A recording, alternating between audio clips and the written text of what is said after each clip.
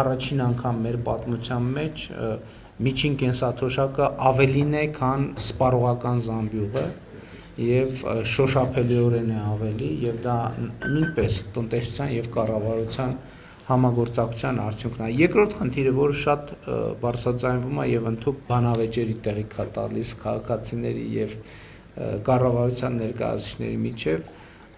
աշխատուժի ներհոսքն է Հայաստանի Հանրապետություն, որովհետեւ իհարկե մենք առիթ ունեցել ենք նաեւ առնվազն ներկաներից մի մասի հետ քննարկել այդ հարցը, որ մենք ունենք մի կողմից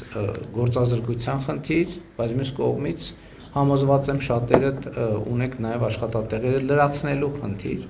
եւ անկեղծ ասած այս դիլեման հասկանալու հարցում կարծում եմ մենք ավելի ակտիվ հաղորդակցություն պետք է ունենանք, որովհետեւ ակնհայտ է, որ ես հիշում եմ տեղեր են եղել, երբ որ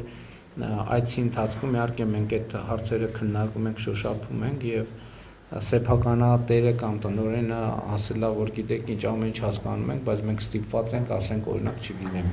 300-400 աշխատող հրավիրել դրսից, որովհետեւ մենք չենք կարողանում ներսում ներգրավել աշխատողներ։ Իհարկե մյուս կողմից հնչում է աշխատավարձից ցածր լինելու հետ կապված հասկանալի շեշտադրում, բայց ես մեկը ասում եմ, ես չեմ հասկանում ոնց է որ չաշխատելը ավելի շատ եկամուտ է բերում, քան աշխատելը նույնիսկ ցածր աշխատավարձով։ Եվ հետեւաբար հաջորդ հարցը, որը աշխատանքի շուկայի ոլորտում շատ մեր ուշադրությունը գրավում է, այս հարցն է, եւ իհարկե այս համատեքստում մենք ուզում ենք հասկանալ, թե այլ ինչ կարող ենք անել, որպեսզի խթանենք աշխատատեղերի ստեղծումը, որովհետև ի վերջո սոցիալական ամբողջ քաղաքականությունը եւ իմիջայլոց սոցիալական քաղաքականությունների առանցքային հայեցակարգային փոփոխությունը, որը մենք հիմա փորձում ենք անել կամ մենք մեզ համար արել ենք, բայց ուզում ենք նաեւ մեր հանրությանը ավելի ընդունելի դարձնել այդ միտքը, որ աշխատունակ մարդը իր ապրուստը եւ ի վերջո նաեւ բարեկեցությունը պետք է ապահովի աշխատանքի միջոցով, որովհետեւ ապրուստ եւ բարեկեցություն ապահովել ուրիշ ճանապարհ պարզապես չկա, չի կարող լինել ուրիշ ճանապարհ եւ որևէ ուրիշ ճանապարհ այդ ինքը արդյունքում փակուղի է տանելու։ Եվ մյուս կողմից ինչպես անել, որ այս թեզը հնարավոր դառնա, դուք գիտեք, որ մենք նաեւ շատ դժվար որոշումների ենք գնացել, բայց անհրաժեշտ նաեւ սոցիալական ապահովության գնահատման բոլորովին նոր համակարգ ենք ներդրել, որի արդյունքում պրոցեսները գնալու են հետեւյալ տրամաբանության մեջ, որ մեր մարդուն ուղեկցելու ենք միջև աշխատանք։ Եվ այսինքն անապահովության գնահատման համակարգում պարտադիր պայման է, որ մենք X կետում մարդուն պետքա կոնկրետ հասցեով եւ աշխատավարձով աշխատանք առաջարկենք։ Եվ այդ աշխատանքի առաջարկը 3 անգամ արձագանք չստանալու դեպքում մենք մարդուն պարզապես ելնելու ենք այն կանխավարկածից, որ ինքը ուրեմն եկամուտ ունի, որովհետև եթե մարդը եկամուտ չունի, ինչի է ինքը հրաժարվում, եթե ասենք պարզ է, չէ, որ առողջական խնդիր չունի եւ այլն։ Բայց իհարկե այս ամեն ինչի համատեքստում ամենակարևորը կրթությունն է եւ կրթական վերափոխումը, որ մենք մարդկանց կարողանանք աջակցել, որ նրանք վերամասկնան գիտանան։ Եվ այստեղ էլ մենք մասնավոր հատվածից շատ մեծ ակնկալիքներ ունենք եւ մասնավորապես քոլեջների կառավարման գործում մասնավոր հատվածի կառավարումը, որ մենք մասնավոր հատվածում իհարկե կան քոլեջներ, որոնք աշխատում են եւ լավ են տարբեր անուններով, հա, երբեմն ակադեմիա կոչվում, երբեմն դպրոց է կոչվում, ես նկատի ունեմ, որ մասնագիտությունն է հաղորդում մարդկանց, այնպիսին, որը շատ կոնկրետ հասցեով կապված է աշխատանքի շուկայի հետ։ Որտեղ սա էդ էլ բան, կրթական երկու կոնցեպտ է, որը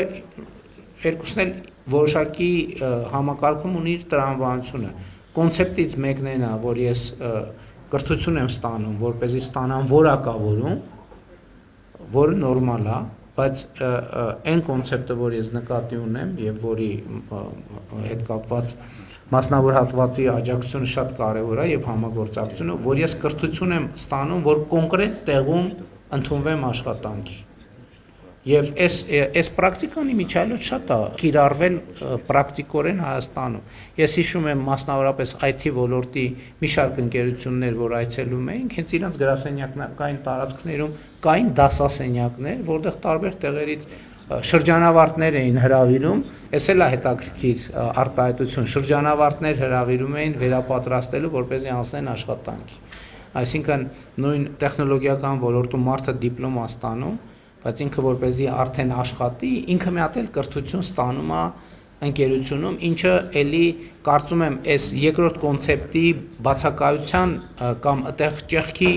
արկայության պատճառն է, որովհետև տրամաբանությունն այդ կլներ, որովհետև համ ընկերությունն է ժամանակ եւ ռեսուրս վատնում, համ շրջանավարտն է ռեսուրս վատնում, որովհետև կանխավարկածն է, որ եթե ինքը դիպլոմ ունի, ինքը պետք է գնար ընկերություն, ընդհանրապես ադապտացիոն մի շրջան անցներ եւ արդեն պատրաստ լինել այդտեղ աշխատելու։ Բայց շատ հաճախ է լինում դեպքեր, որ կա դիպլոմ, բայց աշխատելու համար պետք է նորից մասնագիտանալ տվյալ ընկերություն։ Տենց պրակտիկաներ գիտեմ, որ այդ թվում ներկա մի շարք ընկերություններում կա եւ մեր խնդիրն է այս երկրորդ պրակտիկան ուժեղացնել, բայց նաեւ ընդհանուր կրթական համակարգում մասնավոր հատվածի եւ իրական տնտեսության ավելի մեծ ներգրավումով մենք այնպես կարողանանք հասնել այն արդյունքի, որ շրջանավարտը արդեն